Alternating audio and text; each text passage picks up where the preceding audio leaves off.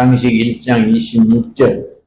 닷새 동안 모든 우주를 단계적으로 스텝 바이 스텝 창조하고 여섯째 날에 사람을 지으셨다. 사람의 시작이 6일째지요. 26절입니다.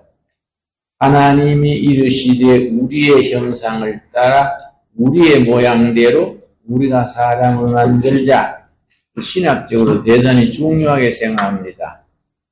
우리 모양대로 우리가 사람을 만들자. 신학에서는 하나님의 형상 그래요. 라틴어로 이마고 데이, 영어로 이미지 오브 갓. 자, 이게 중요합니다. 하나님이 개를 지으실 때는 개처럼 지으셨고 소를 지으실 때는 소처럼 지으셨는데 사람을 지으실 때 사람처럼 지었습니까? 아이가이. 누구처럼? 하나님처럼. 하나님의 형상들. 그래서 이 말씀대로 생각하자면 짐승과 사람의 차이는 무슨 차이냐? 하나님의 형상이 없으면 짐승, 하나님의 형상이 있으면 사람. 하나님의 형상이 중요한 거지요. 자, 하나님의 형상은 내용이 뭐냐? 미국의 베티 러셀이라는 여자 신학자가 하나님의 형상을 5가지로 설명했습니다. 하나님의 형상을 이해하는 데 5가지.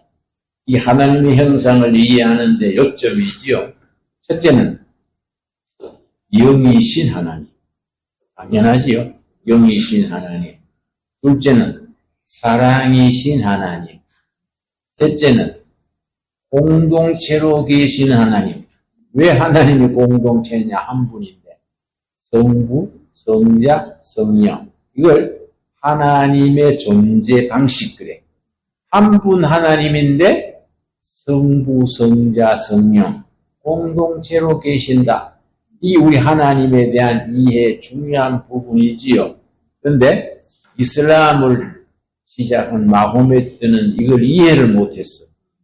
이 사람이 글에 뭐라고 했냐면 이건 괴물이다. 몸 하나에 머리 셋 달린 괴물이다. 왜냐? 마호메트의 영성으로는 그 차원이 이해가 안 가니까 몸 하나에 머리 셋 달린 삼두 괴물이다 그랬어요. 마호메트 실제 그랬습니다. 그런데 하나님이 계시는 방식이 성부, 성자, 성령. 그런데 이걸 이제 아우구스티누스, 어거스틴이라 그러지요? 어거스틴이 설명하는 글에 태양에 비유해서 설명했습니다. 태양 자체는 성부 하나님. 태양빛이 지구로 오지 않습니까?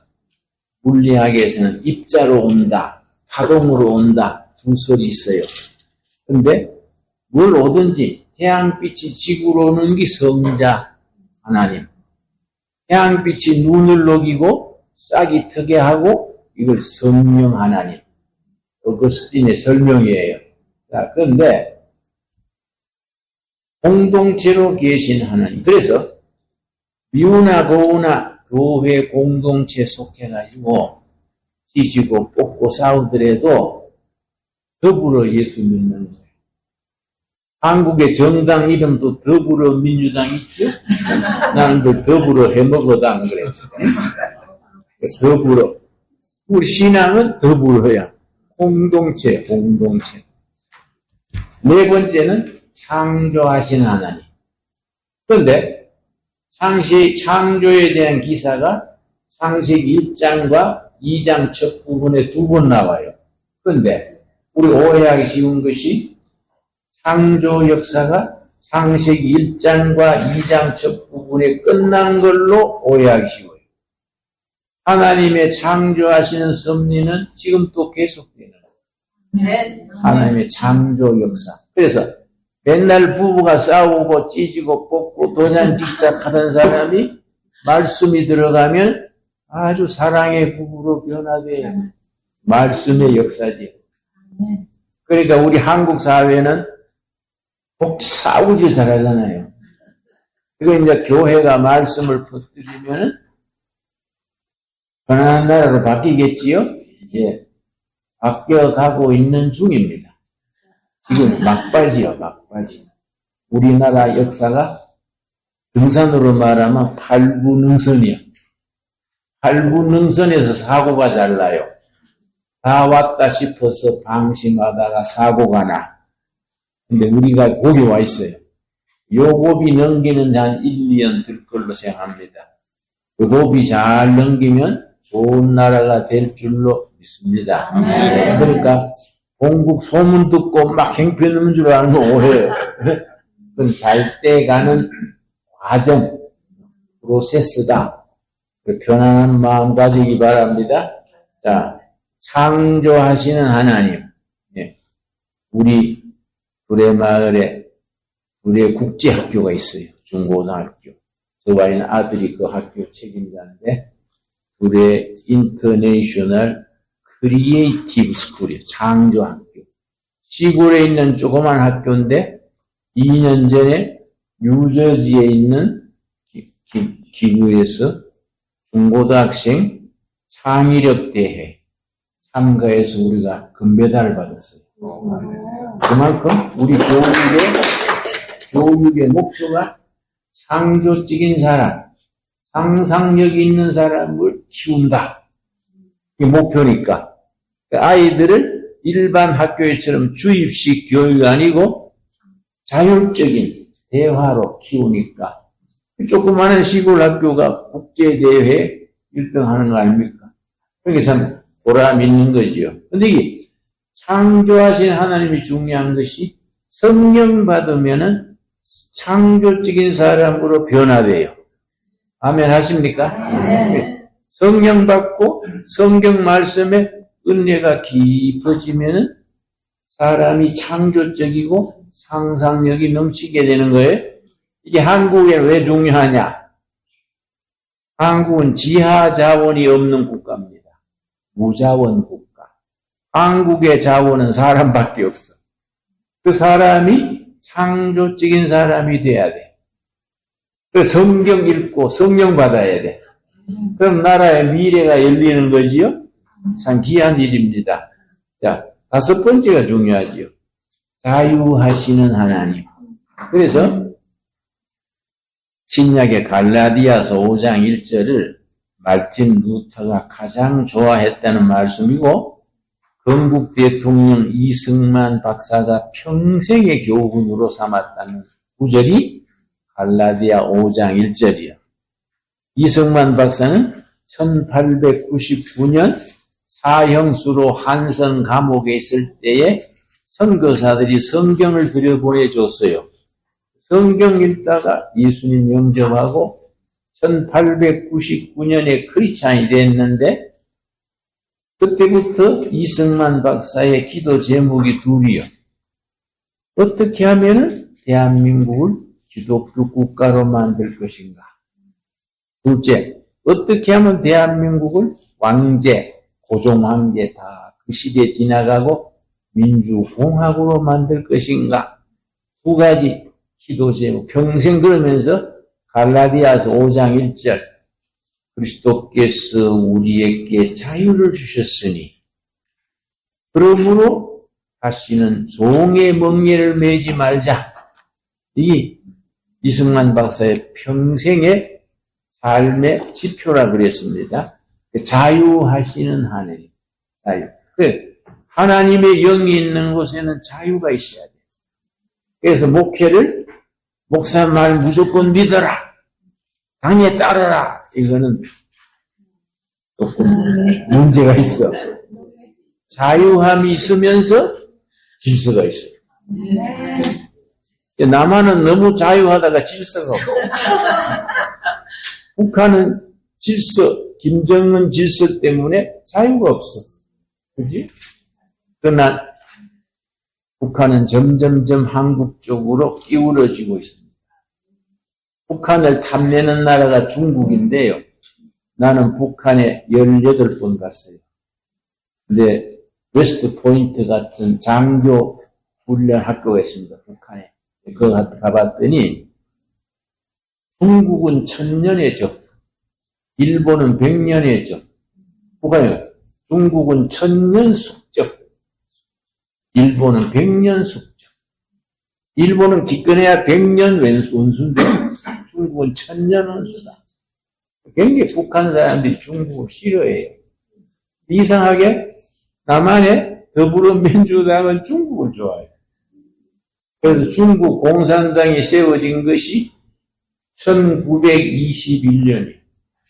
11명이 모여서 중국 공산당 상당했는데 11명 중에 제일 나이 어렸던 사람이 모택동이에요. 100년 된 게 2021년이요. 안 그렇겠습니까?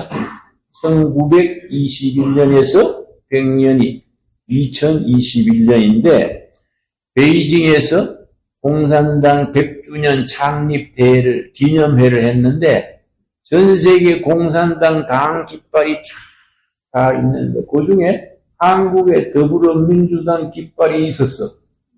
그거 세워졌어. 그래서 나만에 아는 사람이 놀란 게, 이 더불어 공산당이냐, 뭐이냐.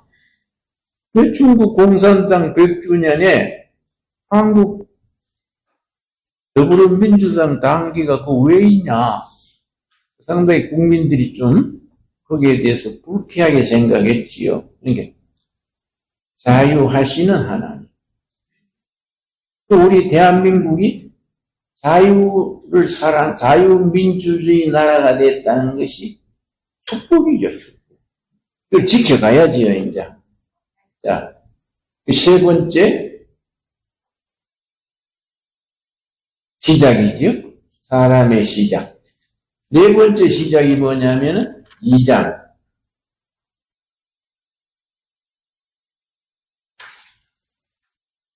18절 말씀. 2장 18절 말씀. 여호와 하나님이 이르시되 사람이 혼자 사는 것이 좋지 아니하니 내가 그를 위하여 돕는 배필을 지으리라. 가정의 시작. 아담이 남자가 아니고 사람이야, 사람. 하나님이 아담, 사람을 지었는데 혼자 있는 것이 좋지 않게 보여서 배필, 하와를 지어주신 거지요. 가정의 시작이지요. 혹시 여러분 중에 독신 없습니까? 하나님이 안 기뻐하는 거예요. 빨리 연애를 해가지고 아들 이루세요. 나이에 관계없어요. 그죠?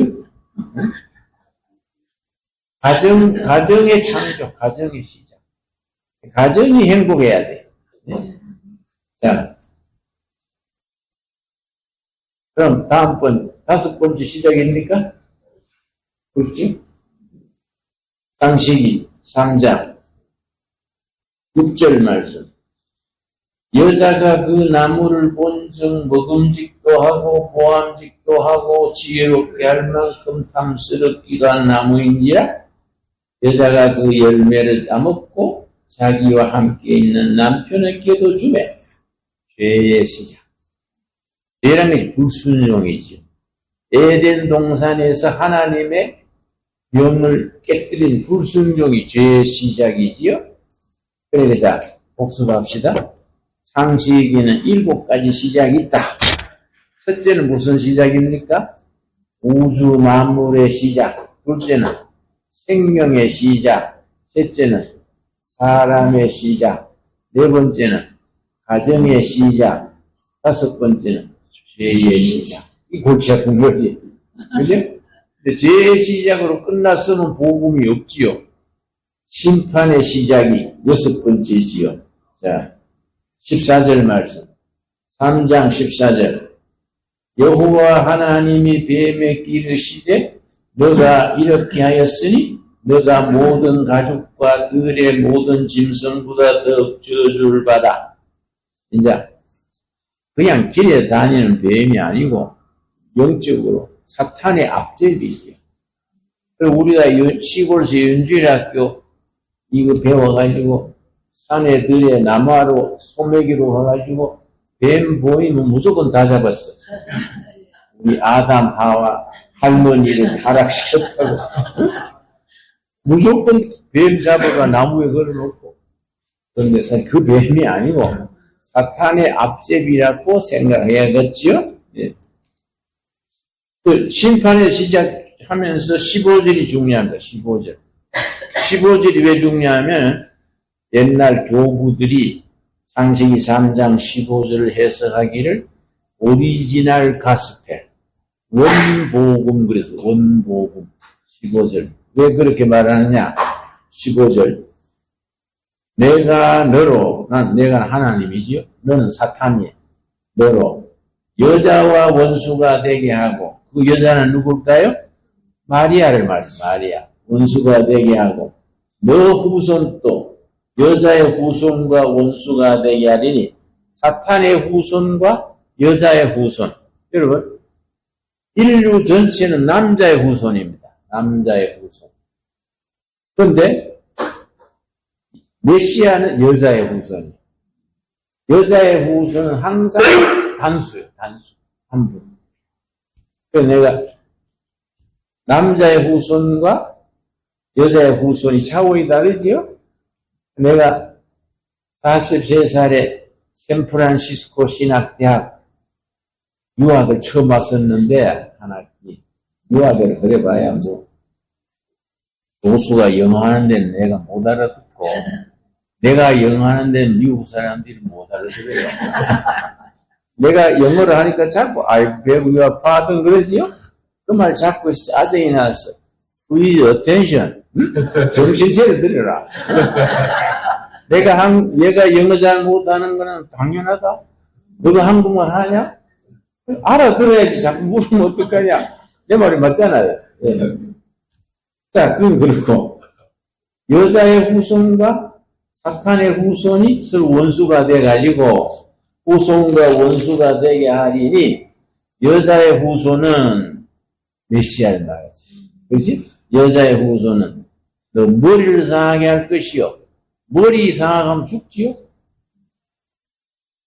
그 메시아 그리스도께서 사탄을 멸망시키는 거예요. 그 다음에 너는 그의 발꿈치를 상하게 할 것이니라. 사탄도 메시아 예수님을 해꾸지 하는데 발꿈치를 상하게 하는 것이죠. 발꿈치에 못을 박으면은 통증은 있지만은 생명은 괜찮잖아요. 그래서 창세기 3장 15절이 유명합니다. 이걸 미리 성경에서 처음으로 심판이 되면서 원복음, 오리지널 가스펠을 언급했기 때문에 창세기 3장 15절이 중요해요. 이해갑니까? 자, 그런데 그 중에 17절 말씀. 아담에게 이르시되 너가 너 아내의 말을 듣고 내가 너에게 먹지 말라는 나무의 열매를 먹었은즉 땅은 너로 말미암아 저주를 받고. 왜? 사람과 땅은 공동 운명체라. 사람이 죄를 지었는데 땅이 저주를 받아. 예. 심판이 있지요. 심판. 그걸로 끝났으면 복음이 없지요. 근데 12장 1절, 창세기 12장 1절에 7번째 시작이 있지요. 그래서 창세기는 50장으로 되어 있는데 1장에서 11장까지가 전편, 12장에서 50장까지가 후편입니다. 1장에서 11장까지를 세속사, 하나님을 잃어버린 인간의 역사, 그 클라이막스가 11장의 바벨탑이야. 바벨탑. 하늘에 닿자, 유명해지자, 단결하자. 단결해가 죄 짓는 거예요. 그런데 그걸 11장에서 세속사가 마무리되고 12장에서 50장까지를 구속사. 아브라함을 통한 구원의 역사가 시작이 되는 겁니다. 12장 1절. 말이 좀 빠릅니까? 천천히 할까요? 예. 잠깐 동안 좀 공부하려는 게 아니라 좀 빨리 합니다. 본래 내가 천천히 하는 게 특기인데 12장 1절 이 중요해요. 창세기를 전편 후편을 가르는 기준이 12장 1절이에요. 여호와께서 아브라함에게 이르시되 너는 너의 고향과 친척과 아버지의 집을 떠나 내가 너에게 보여줄 땅으로 가라. 아브라함을 하나님이 부르셨어요. 구원의 시작이에요. 약속의 땅으로. 아브라함이 본래 살던 데가 하란인데 지금 이락, 쿠웨이트 그쪽 지방이에요. 거기에 사는 아브라함을 불러내서 가나안으로 옮기게 했어. 그 중간에 강이 있어요. 유프라데스 강. 학교 다닐 때 기억나지요? 인류 4대 문명 발상지. 티그리스 유프라데스 강. 그 강이 하란에서 가나안 사이에 있어요. 그 강을 건너서 온 겁니다. 그런데 7가지가 시작이 됐는데 창세기에서 가장 중요한 구절 중에 하나가 15장 5절이에요. 15장 5절. 자, 복음적인 해석으로 15장 5절이 중요하지요.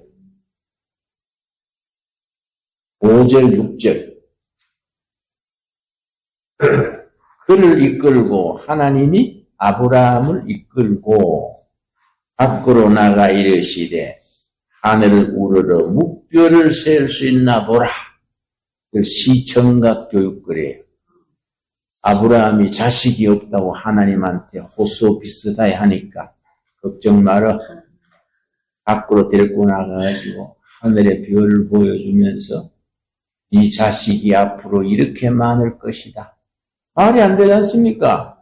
80 다 돼가는 노인인데 하늘의 별같이 자식이 많다 그러면은 부부가 매년 쌍둥이를 낳으면 되겠습니까? 안 되잖아요. 근데 여기 이제 하나님의 그 아브라함의 후손, 하나님을 믿음으로 구원받는 모든 백성 그걸 나타내는 거지요. 그래서 하나님 농담하지 마십시오. 안 그러고 그걸 믿은 거예요. 이게 6절이에요. 6절. 그래서 창세기 15장 6절이 굉장히 중요합니다. 6절. 아브라함이 여호와를 뭐하니? 믿으니 여호와께서 이를 그의 의로 여기셨다. 하나님이 아브라함한테 네 후손이 하늘의 별같이 많아질 것이다. 그러니까 아브라함이 못 믿잖아요. 에이, 그건 말씀 안 되지요. 그래 안 하고 믿었어. 믿으니 하나님이 그를 의롭다고 인정했어. 아브라함이 여호와를 믿으니 이를 그의 의로 여기셨다. 이걸 사도 바울이 로마서에서 믿음으로 구원받는 도리를 설명하면서 구약적인 근거, 논문 쓰는 사람들은 레퍼런스예요. 레퍼런스. 구약적인 레퍼런스를 창세기 15장 6절에서 찾았어. 아브라함이 믿으니 의롭다 했지 않냐? 로마서 4장. 신약 한번 찾겠습니다. 로마서 4장. 그래서 구약과 신약을 서로 연결시켜서 이해하면은 깊이가 있고 재미가 있지요. 로마서 4장. 나도 모태신앙인데 성경 제대로 안 읽었어요.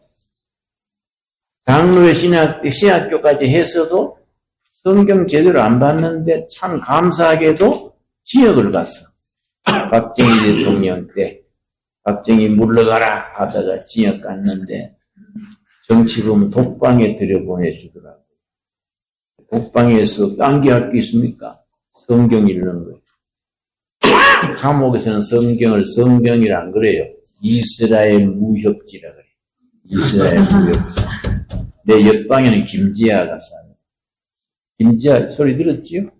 작년에 죽었어요. 아까운 살이. 나하고 동갑인데. 성경만 읽었어요. 성경만. 성경을 정신 딱 차리고 읽으니까 월요일날 아침에 창세기 1장 1절 시작해서 토요일 오후 되니까 요한계시록 22장 딱 끝나더라고요. 예. 정상적으로 읽으면 성경은 6세면 읽습니다. 처음 내가 성경 엿새만에 읽고 회개했어요.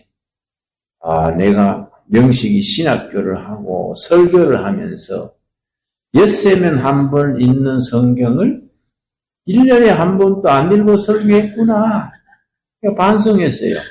근데 내가 군사재판에서 15년 선고를 내리더라고. 응? 그 재판, 군인 별 3개짜리가 재판장이 되는데 군사재판이니까. 피의자 김진홍 15년 징역. 그래서 내가 와, 매 오래 살았구네. 에이, 이미 별인 뭐 이스라엘 무협지나 실컷 읽다가 나가자. 마음 잡고 있어, 마음 잡고. 엿새 한 번 읽고 7일째는 쉬고 예배 드리고 6번째 읽어서 6번째. 6주가 지난 거지요? 그럼 6번째 읽다가 예레미야 4장 3절 읽다가 말씀에 내가 탁지가 됐어. 한번 찾아보겠습니다. 예레미야 4장 3절. 그럼 나는 내 평생에 잊을 수 없는 축복의 말씀이 예레미야 4장 3절 4절이에요. 그러니까 여러분이 각자가 자기가 부딪히는 말씀이 달라요. 내가 예레미야 4장 3절 4절에 은혜 받았다고 각자 다른 거예요. 그렇지요? 사도 바울은 말틴 루터는 로마서 1장 16절 17절 또 각자가 부딪히는 말씀이 다릅니다. 그런데 열심히 읽어서 자기에게 주시는 말씀이 있어. 예레미야 4장 3절 여호와께서 유다와 예루살렘 사람에게 이와 같이 이르노라. 너희 묵은 땅을 갈고 가시덤불에 파종하지 말라. 그러니까 내가 성령님이 내 마음이 묵은 땅, 묵밭이요, 묵밭. 욕심, 아집. 그래서 내가 성령이 임해가지고 물러나야 될 사람은 박정희가 아니고 내구나. 내 자신의 영혼에 가난한 모습이 보이는 거예요. 그래서 4절 유다인과 예루살렘 주민들아 너희는 스스로 할례를 행하여 할례는 지금 우리 세례지 마음의 세례 할례를 행하여 뭐라고 했습니까? 너의 마음 가죽을 베고 나 여호와께 속하라. 네 마음의 가죽 베어라. 하나님께 속해라. 내가 눈물을 흘리면서 회개했습니다. 내가 진짜 참 변해야겠구나. 내가 참 감옥을 잘 살았어요. 난 지역 살아가 사람 된 겁니다. 또 여러분이 지금 지역 가기는 어렵잖아요. 그러니까 주말이나 휴가 때 방에 앉아서 성경 읽는 거예요. 참 나는 그게 축복이야. 그래서 내가 성경 말씀을 마음 먹고 읽었습니다. 마음 먹고. 읽고 또 읽다가 내가 가치관이 바뀌었어. 그래서 내가 감옥에서 출소할 때는 이제 대목 그만하고 응? 내가 영적으로 살자. 그게 내 인생의 전환점이에요. 터닝 포인트예요. 여러분 말씀의 은혜가 여러분한테 임하게 되기 바랍니다. 그래서 내가 오늘 일부러 성경 공부하자고 한 거는 성경 말씀의 중요한 것을 여러분이 깨달으셔야 돼. 그렇지요? 자, 창세기 다음에 출애굽기죠. 출애굽기 3장 10절이 출애굽기의 주제입니다. 그걸 키워드 그래, 키워드. 출애굽기의 주제가 3장 10절. 하나님이 모세를 부르셔서 사명을 주시는데 출애굽기의 주제지요. 주제, 키워드. 3장 10절. 이제 내가 너를 바로에게 보내어 너에게 내 백성 이스라엘 자손을 애굽에서 인도하여 내게 하리라. 이 말씀을 딱 줄이면 내 백성을 인도하라. 육신의 땅, 세상의 땅, 애굽에서 하나님의 약속의 땅, 가나안으로 인도하는 거예요. 내 백성을 인도하라. 그래서 하버드 대학에 하비 콕스라는 신학자가 있었습니다. 그 사람이 쓴 책이 세콜라 시티라고, 세속도시, 옛날에 유명했던 책입니다. 거기 뭐라고 썼냐면은 인류 역사상 많은 책이 나왔는데 인간 역사에 최고로 영향을 끼친 책이 뭐냐? 출애굽기. 하비 콕스 교수의 얘기야. 왜냐? 출애굽기 이전에는 바로 왕이 전부 소유했어. 모든 재물, 모든 인간을 바로가 소유했어. 그러나 출애굽기에서 바로도 하나님 앞에 피조물이요. 바로도 죄인이요. 바로도 회개해야 돼. 그래서 진정한 인권, 평등, 자유는 출애굽기에서 시작됐다. 그래서 출애굽기가 인류 역사상 가장 큰 영향을 끼친 책이다. 이해가지요? 참 중요합니다. 근데 출애굽기 12장, 출애굽기 12장.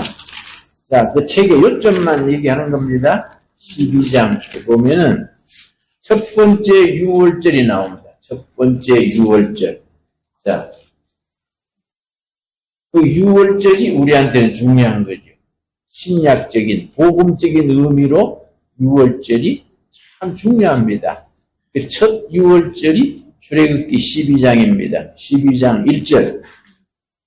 여호와께서 애굽 땅에서 모세와 아론에게 일러 말씀하시되 이 달을 너희에게 달의 시작고 해의 첫 달이 되게 하고 너희는 이스라엘 온 회중에게 말하여 회중 거기 줄을 칩니다. 회중이 히브리 말로 칼이야. 칼 회중이 신약에 오면은 에클레시아 교회 모든 교인 에클레시아 회중에게 말하여 이르라 이달 열흘에 너희 각자가 어린 양을 잡을지니 어린 양 거기 줄을 칩시다. 구약 성경의 어린 양 그러면 신약적인 복음적인 관점에서는 누굽니까? 어린 양 예수님. 그래서 요한복음 1장 29절에 세례 요한이 예수님을 보고 오라. 세상 죄를 지고 가는 하나님의 어린 양이로다. 어린 양이에요. 그러니까 첫 번 6월절에 어린 양이 바로 예수님의 그림자예요. 이해갑니까? 이다. 어린 양을 잡을지니 각 가족대로. 그래서 가정 단위로 어린 양을 잡았는데 그래서 구원 역사에 일어나는 자리는 첫째가 가정이요. 가정 구원이 제일 중요하지요. 가족대로 각 그 식구를 위하여 어린 양을 취하되 7절 말씀 7절 그 피를 양을 잡아가지고 그 피를 양을 먹을 집 좌우 문설주와 임방에 바르고 양을 잡을 때 요 목에 동맥이 있어요. 그 뾰족한 칼로 탁 찌르면 피가 나옵니다. 그래서 그릇에 담아가지고 우슬초란 풀이 있어요. 우리나라 미나리 비슷해요. 우슬초 가지고 피를 적셔가지고 재단에 7번 뿌려요. 그게 이제 우슬초를 뿌리는 그 얘기지요. 그때는 지성소가 있을 때가 아니니까 유대인이 사는 집 문에다가 문이 아니고 문을 다는 문틀이 있죠. 문틀에다가 왼쪽에서 오른쪽으로 임방 위에서 아래로 피를 바르는 거예요. 그럼 무슨 형상이 나옵니까? 왼쪽에서 오른쪽으로 임방 위에서 아래로. 그럼 십자가 형상이 나오지요? 우리 그렇게 복음적으로 이해를 하는 거야. 우리가 그 6월절 어린 양 피 바르는 것을 십자가에 피 흘려 죽으신 하나님의 어린 양 예수님 복음적인 해석이지. 그렇지요? 피를 좌우 문설주와 임방에 바르고 그 밤에 그 고기를 불에 구워 무교병과 쓴 나물과 아울러 먹되 무교병은 이 번역을 고쳐야 돼요. 무교병 하면 청년들은 사이다병, 맥주병 생각하지요. 누룩 넣지 않는 떡. 캐드릭에서 번역한 성경은 이스트를 넣지 않는 떡 번역을 했어요. 우리는 무교병 하니까 옛날 문자지. 누룩은 죄. 인간의 이데올로기, 주체사상, 사회주의, 공산주의, 인간의 교훈. 이게 누룩이요, 누룩. 그런 게 없는 순수한 떡. 무교병과. 그 다음에 뭘 그랬지요? 쓴나물을 왜 먹느냐? 이 땅에 와서 고난당하신 예수님, 쓴바귀 같은 거, 나물이 쓰잖아요. 쓴나물 먹고 무교병 먹는 거지요? 자, 그래서 12절 말씀. 중요한 것만 짚어나가니까 건너뜁니다. 내가 그 밤에 애굽 땅에 두루다니며 사람이나 짐승을 막론하고 애굽 땅에 있는 모든 처음 난 것을 다 치고 애굽의 모든 신을 내가 심판하리라. 나는 여호와라. 하나님께서 애굽 땅을 심판하시는 겁니다. 13절이 이제 또 중요하지요. 출애굽기 12장 13절. 이걸 우리가 그냥 6월절 생각하지 말고 복음적으로, 영어로 이반제리칼하게 이걸 받아들이는 겁니다. 13절. 내가 애굽 땅을 칠 때에 그 피가 누구 피입니까? 어린 양의 피인데 우리한테는 누구 피입니까? 예수님의 피지. 아멘 하지요? 그러면 신구약을 읽는 성경에 눈이 생긴 거예요. 그 피가 너희가 사는 집에 있어서 너희를 위하여 표적이 될지라. 내가 피를 볼 때에 너희를 넘어가리니. 넘어갔다. 죽음이 넘어갔어. 뭘 보고 넘어갔습니까? 피를 보고 넘어갔어. 그 피는 누구 피입니까? 예수님의 피. 6월절, 첫 6월절은 어린 양의 피지만 예수님의 피를 보면, 그러니까 우리가 가슴에 예수님의 피공로를 확신하는 믿음을 가지면 죽음이 넘어가는 거예요.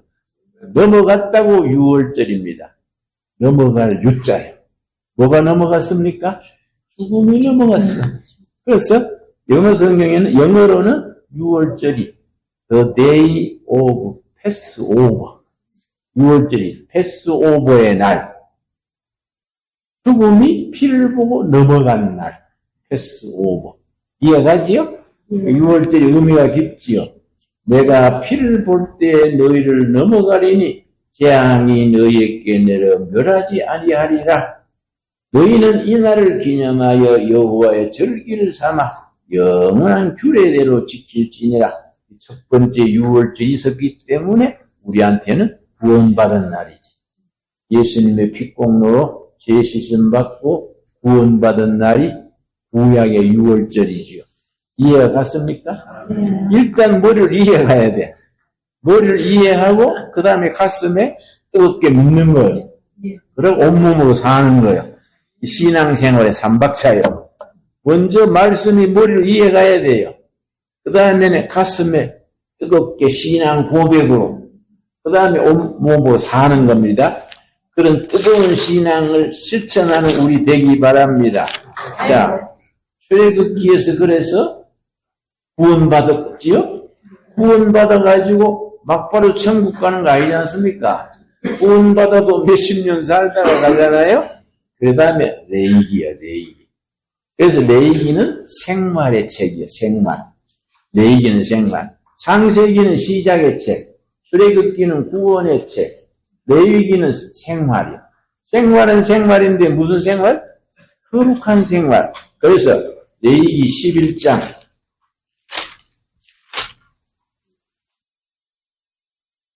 45절. 자, 레위기가 생활이 책인데 어떤 생활이냐? 거룩한 생활이야.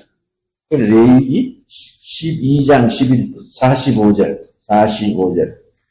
나는 너희의 하나님이 되렸고 너희를 애굽 땅에서 인도하여 낸 여호와라. 내가 거룩하니 너희도 거룩할지어다. 거룩한 생활. 생활은 생활인데 거룩한 생활을 하다가 천국 가잖아요. 성도의 생활은 거룩한 생활, 성화, 거룩함을 이루어가는 생활. 거룩한 생활을 하는데 거룩한 생활의 첫 번째가 뭐냐? 예배요. 예배, 제사. 구약의 제사. 구약의 제사가 우리 예배지? 레위기가 1장에서 7장까지는 제사입니다. 5가지 제사. 번제, 소제, 화목제, 속죄제, 속건제. 그런데 지금 우리 예배 속에 5가지 제사의 의미가 다 들어있어. 예배가 참 중요하지요. 그래서 예배는 대충 보면 안 돼요. 내가 이 집회 다녀보면은 수천 명이 모여도 꼭 껌 씹는 사람이 있어. 신기합니다. 몇천 명 있어도 한 사람이 껌 씹으면 꼭 눈이 그리 가요. 입이 규칙적으로 움직이니까. 설교의 바들을 받아. 응? 그리고 또 스리퍼 신고 예배 보는 사람도 있어. 예배는 정결한 마음으로 예배를 존중해야 된다. 그렇지요? 그래서 신앙생활에 3박자가 있어. 신앙생활에서는 미국의 철학자 윌리엄 제임스라는 사람이 한 말인데, 다른 종교의 3박자. 첫째가 거룩하고 활기찬 제사. 예배지, 예배. 둘째가 분명한 신앙 고백. 신앙 고백이 분명해야 돼. 실컷 믿고 뭘 믿는지 모르면 안 되잖아요.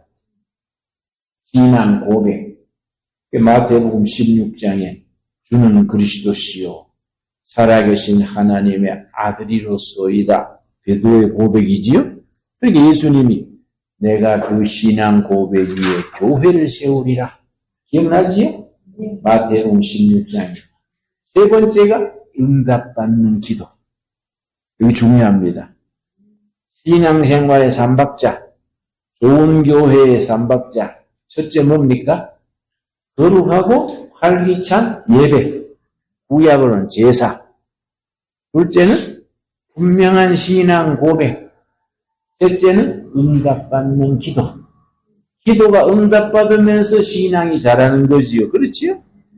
그러니까 레위기가 시작되면서 제사가 1장부터 7장까지, 9장부터 10장까지는 제사장, 그 다음에 11장부터 제물, 이렇게 쭉 나가는 겁니다. 그렇게 레위기에서 거룩한 생활을 하는데 거룩한 생활이 마음대로 안 되지 않습니까? 오늘부터 거룩하자 시작. 그런다고 됩니까? 마음에 있어도 안 되는 거예요. 그러니까 거룩한 생활을 하려면은 훈련 받아야 돼요. 훈련. 그래서 민수기는 훈련의 책이에요. 레위기 다음에 민수기. 민수기 1장 1절. 민수기 1장 1절에 민수기는 훈련이요. 무슨 훈련이냐? 거룩한 생활을 하는 성민, 거룩한 백성의 훈련입니다. 1장 1절 말씀. 자꾸 성경 찾으니 부럽습니까?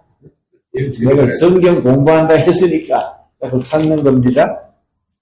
저녁 집회는 주로 간증도 하고, 예화도 드리고, 그건 전도 집회니까. 그러니까 이제 나는 일부러 낮 공부를 좋아해요.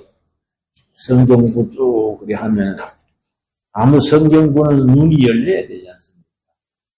민수기 1장 1절. 민수기는 훈련이에요.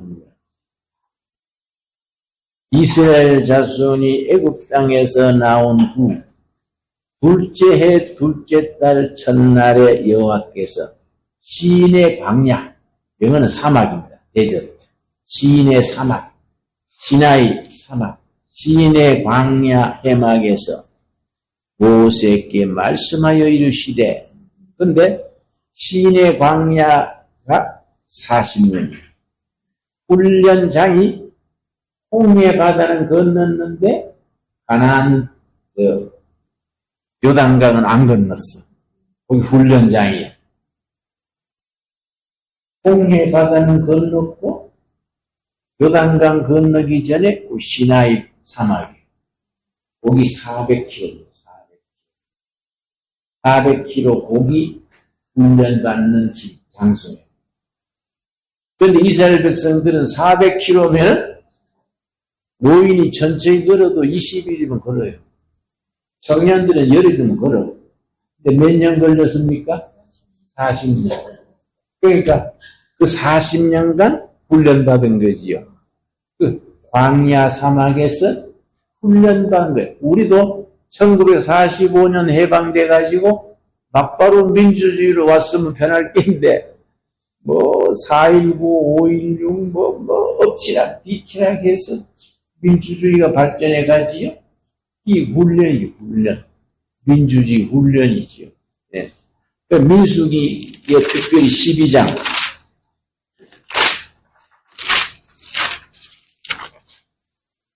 그러니까 민수기서의 훈련의 핵심을 말하는 겁니다. 12장 마지막 절. 16절. 12장 16절.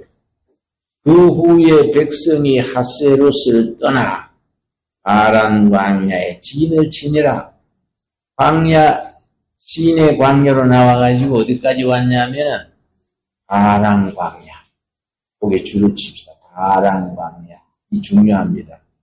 바란 광야가 어디쯤이냐면은 여기 홍해를 합시다. 홍해입니다. 그리고 요단강이 여기입니다. 이건 이스라엘 땅이에요. 이건 애굽 땅이에요. 애굽 땅에서 해방돼서 요단강 건넜는데, 홍해바다 건넜는데, 요단강 건너 가나안 땅 들어가기 전, 여기 몇 킬로라고요?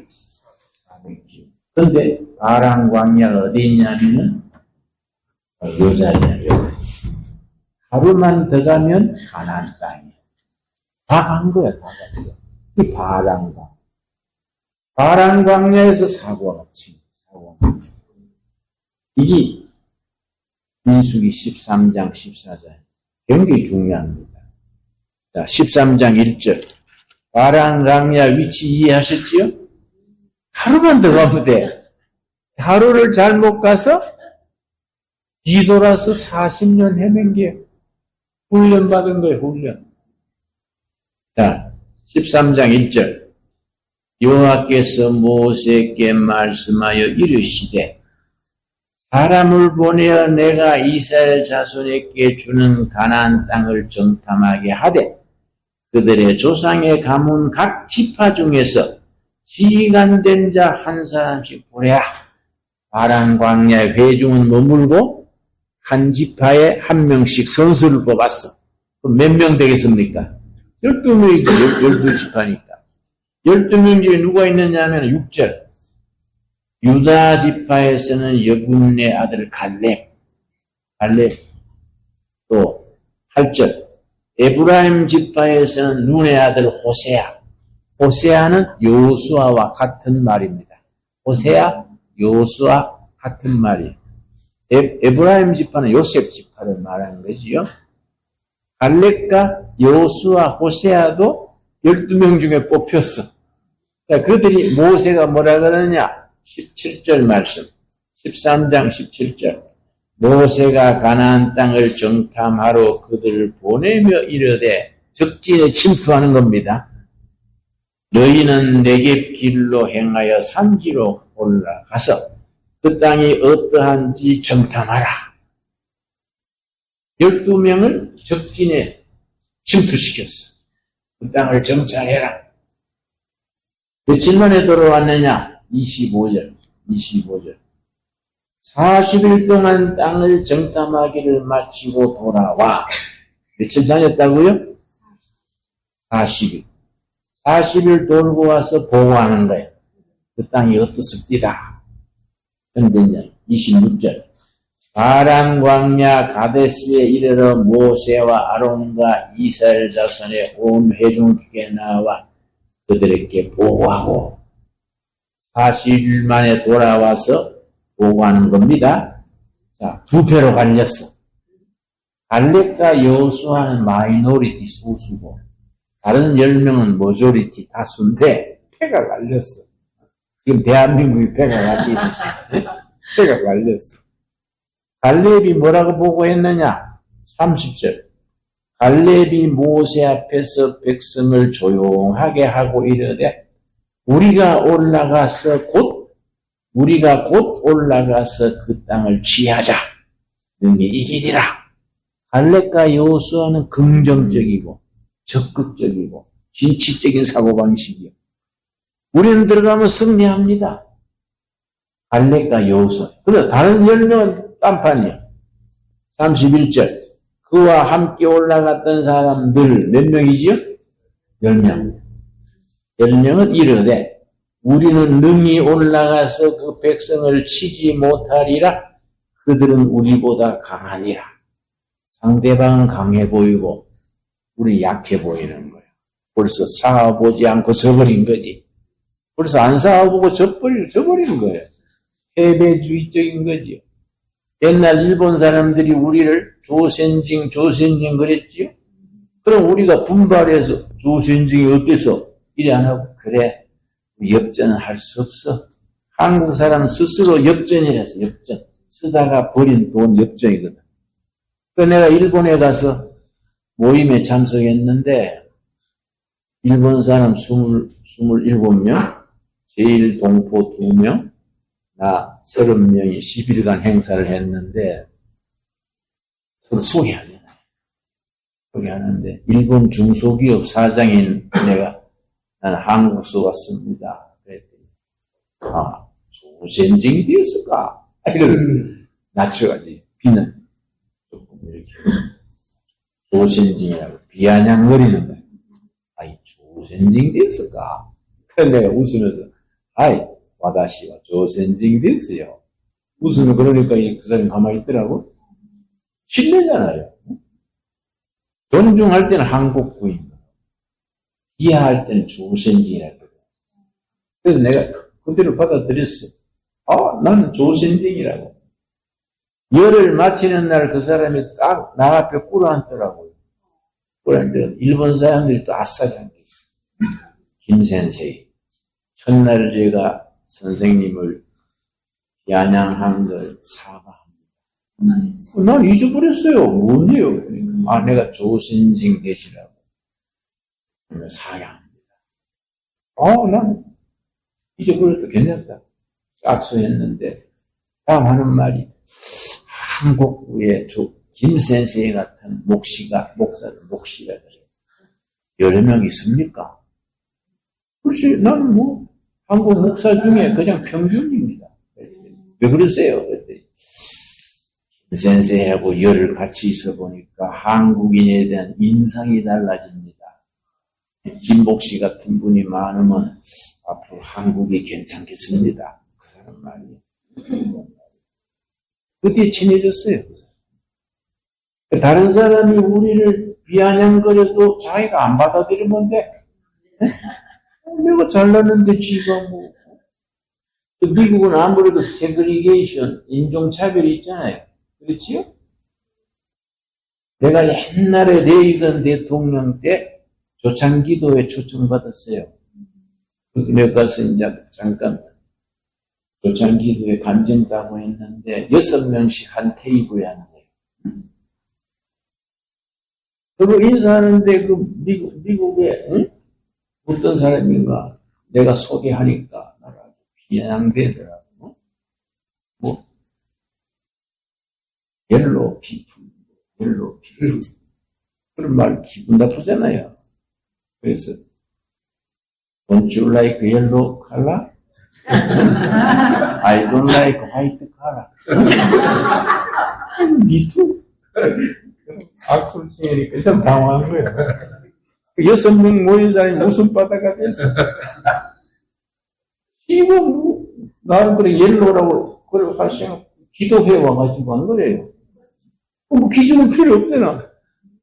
그러니까 옛날 말이 있어요. 하나님이 사람 만들 때 너무 시원찮게 꾸부가 백인이 나오고 그래 너무 꾸부가 흑인이 나오고 세 번째 적당히 꾸부서 옐로우가 나왔다는 거예요. 그게 농담이지 농담. 미국 왔다고 우리가 차별당할 필요가 없어요. 자기 가치는 하나님 인정해 주는 거 아닙니까? 아멘 하시죠? 예. 자, 무슨 얘기하다 거기 왔나? 갈렙과 여호수아가 왔는데, 보고를 하는데, 10사람은 죽을 사람 죽는 땅이다. 형편없는 땅이다. 33절. 거기서 네피림 후손인 아낙 자손의 거인들을 보았나니 우리는 스스로 보기에도 메뚜기 같으니 그들이 보기에도 그와 같았을 것이니라. 가보고 원주민들은 거인이고 자기들은 메뚜기야. 그걸 메뚜기 콤플렉스 그래. 응? 한국에서 그러잖아요. 야, 미국에는 노동자도 양담배 피운대. 그럼 다 하나님 앞에 자기 값이 있는데 상대방들은 거참 거인이고 우리는 메뚜기 떼다. 메뚜기 떼. 자기 비하지. 자기 비하. 그걸 열등감 그래요. 응? 인피리오리티 컴플렉스. 나가 이제 아들 하나 장가간 아들 하나 있는데 아버지로서입니다. 오토바이 사는 거야. 이 여자 골릴 때 알아서 하겠지만은 한 가지는 고려해라. 아버지 뭐예요? 그래서 열등감 있는 여자는 안 돼. 네? 인피리오리티 컴플렉스. 열등감 있는 여자는 나중 결혼 생활에 골치 아파. 응? 근데 그거는 체크해라. 그래서 사귀되 한 1년 기간을 두고 사귀라. 그러니까 아버지로서 얘기해 주는 거예요. 응? 아버지는 그거 다 체크하고 했나요? 그건 물어보지 말고. 이 사람들이 열명이 열등감. 자기는 메뚜기 떼라. 상대방은 거인들이야. 그런데 회중이 어떻게 받아내냐. 나라가 안 되려면 회중들이 어떤 쪽을 받아들이냐가 나라의 운명이요. 그렇죠? 지금 대한민국에 딱 그리 돼 있어. 회중들이 어느 쪽을 받아들이냐에 따라서 나라의 구분이 결정돼요. 14절, 14장 1절. 온 회중이 소리를 높여 부르짖으며 백성이 밤새도록 통곡하였더라. 밤새 철학기도 한 게 아니고 아이고 망했네, 아이고 망했네. 밤새 우는 거야. 10명의 말을 듣고 아이고 가서 몰살당한데 밤새 철회하고 통곡했어. 2절. 이스라엘 자손이 다 모세와 아론을 원망하여 온 회중이 그들에게 이르되 우리가 애굽 땅에서 죽었거나 이 땅에서 죽었으면 좋았을 것을. 그래서 어떻게 하냐? 애굽으로 돌아가자. 완전히 망조지, 망조. 애굽으로 돌아가자. 4절. 이에 서로 말하되 우리가 한 지휘관을 세우고 애굽으로 돌아가자. 하고 모세가 기가 차서 까무러쳤어요. 근데 하나님께서 그런 백성에 대해서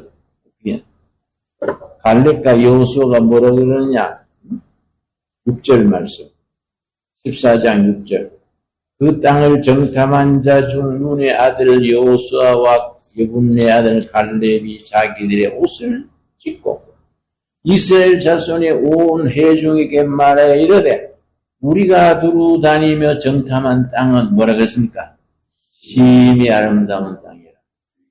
왜 같이 40일 돌고 나서 10명은 척박한 땅이고 2명은 아름다운 땅입니까? 같은 땅인데 보는 눈이 다른 거예요. 눈이. 안목. 그렇지요? 8절 때문에 갈라지는 겁니다. 8절. 여호와께서 우리를 기뻐하시면 하나님을 통해서 보면은 축복의 땅이요. 하나님 없이 보면은 상막한 땅이요. 덴버도 그렇지 않아요? 여기 와가지고 지지 고생만 하고 괜히 왔다. 이거는 그 10명에 속해. 야, 여기 멋있다. 한번 붙어보자. 이건 갈렙과 여호수아요. 여러분, 어느 쪽이요, 어느 쪽? 응? 아, 한국이 그냥 있을 걸. 뭐, 이게 싸우고.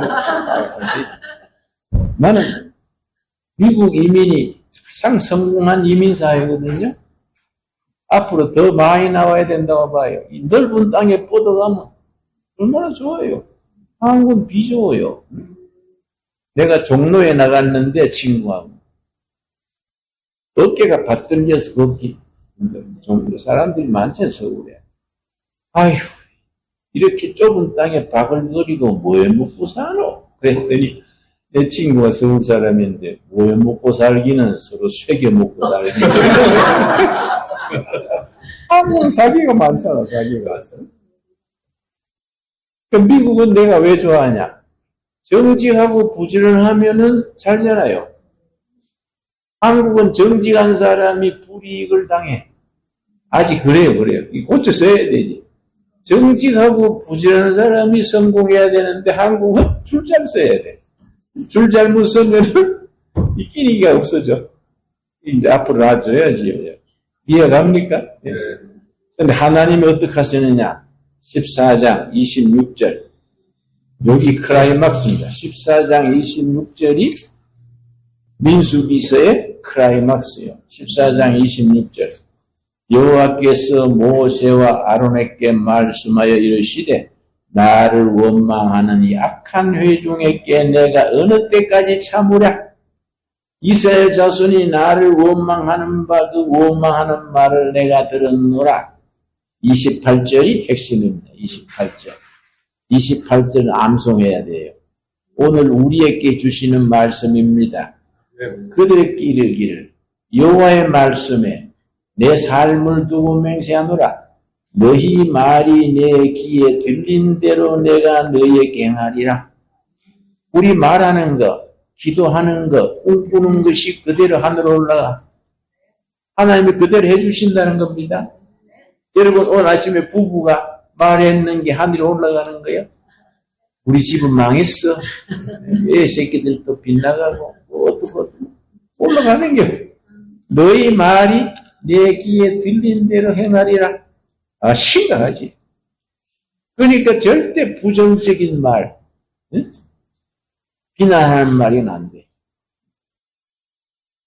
욕을 해도 야 이 복받을 놈아 그래야지. 안 그렇습니까? 너희 말이 내 귀에 들린 대로 행하리라. 10명이 떼죽음 당할 당이다 했으니까 가나안 땅에 들어가기 전에 다 그 사람들이 떼죽음 당하지. 34절 너희는 그 땅을 정탐한 날 수인 40일을 하루를 1년으로 쳐서 40년간 너희 죄악을 담당할지니. 부정적인 말을 했는 사람들이 40일 했지요? 하루가 1년. 그래서 40년이 나왔어. 40년 시나이 반도 빙빙 돌다가 부정적인 말 한 사람들은 다 역사의 뒷골목에서 사라지고 긍정적인 말 했던 갈렙과 요수아가 신세대를 길러서 가나안 땅에 들어갔습니다. 그런데 지금 우리 요새 한국이 좀 복잡하잖아요. 너무너무 나는 감사한 것이 그 대통령이 계엄령을 내리고 더불어민주당이 탄핵을 29명이나 했어. 나라가 막 뒤죽박죽 됐는데 20대 30대 청년들이 윤석열을 보호하자. 자유민주주의 지키자. 수만 명이 아니야. 20대 30대 수십만 명이 광화문에 여의도에 모여가지고 뭐 하는 거야. 참 신기하잖아요. 20대 30대가. 누가 뭐 우리가 제대로 못 가르쳤는데 저거들이 깨달은 거예요. 내가 밤 10시에 나가가지고 하도 기특해서 대학생한테 너는 이 추운데 어떻게 밤에 일이 나왔더니 그랬더니 내가 윤석열 대통령 때문에 나온 게 아닙니다. 그럼 어떻게 나왔는데? 그랬더니 자유민주주의 지키려고 나왔습니다. 기특하잖아요. 어르신네 중국식 사회주의 할 수는 없잖아요. 북한식 공산주의도 안 되잖아요. 자유민주주의 지키려고 나왔습니다. 이 청년들이 완전히 깨어났어. 한국이 앞으로 이 고비 넘기면 잘 될 겁니다. 네. 청년들이 그래요, 청년들이. 그게 기적 아닙니까, 그지요? 교회들이 깨어났어, 교회들이. 난 하나님의 역사라고 봅니다. 민수기의 이 말씀이요, 얼마나 우리한테 중요한지. 너희 말이 내 귀에 들린 대로 행하리라. 아멘 하시지요? 네.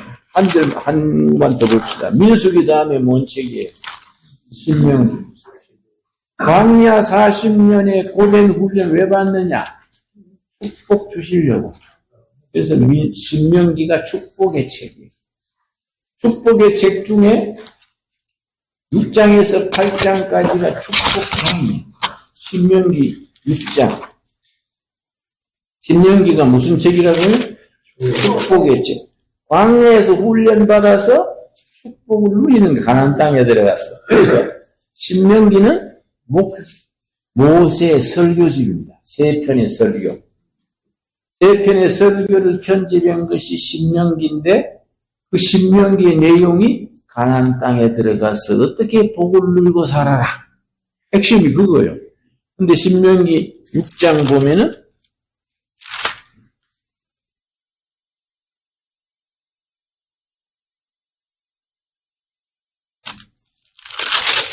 7장 12절 말씀. 7장 12절. 너희가 이 모든 법도를 듣고 지켜 행하면 너 하나님 여호와께서 너 조상들에게 맹세하여신 언약을 지켜 너에게 인애를 베푸실 것이라. 13절. 곧 너를 사랑하시고 뭐를 주사? 복을 주사. 복을 주셨어. 복을 주사. 너를 번성하게 하시되 너에게 주리라고 너 조상들에게 맹세하신 땅에서 너 소생에게 은혜를 베푸시며 첫 번째가 자식 축복. 소생에 주시는 복. 자식 복이 최고 아닙니까? 그러죠? 소생 은혜를 베푸시며. 두 번째, 너 토지 소산과 곡식과 포도주와 기름을 풍성케 하시고 토지 소산, 부동산, 응? 부동산의 복이지요. 또 소와 양을 번식케 하리니 동산, 현찰 이런 복 세 가지지요. 자식 축복. 응? 그 다음에 소와 양떼의 축복. 토지 소산의 축복. 끝에 하나가 더 있어요. 15절. 여호와께서 또 모든 질병을 너에게서 멀리하사 건강 축복이요. 건강 축복. 나는 굉장히 약했습니다. 옛날에. 우리 할아버지도 40전에 돌아가시고 아버지도 40전에 돌아가셨는데 나도 대학 시절에 너무 약했어요. 나도 40전에 죽을 줄 알았습니다. 지금 84살인데 싱싱하잖아요. 건강 축복이요. 건강 축복. 하나님께서 건강을 주신 거지요. 그러니까 네 가지 축복, 사중 축복 그래. 자식 축복, 부동산의 축복, 동산의 축복, 건강 축복. 그대로 받게 되기 바랍니다.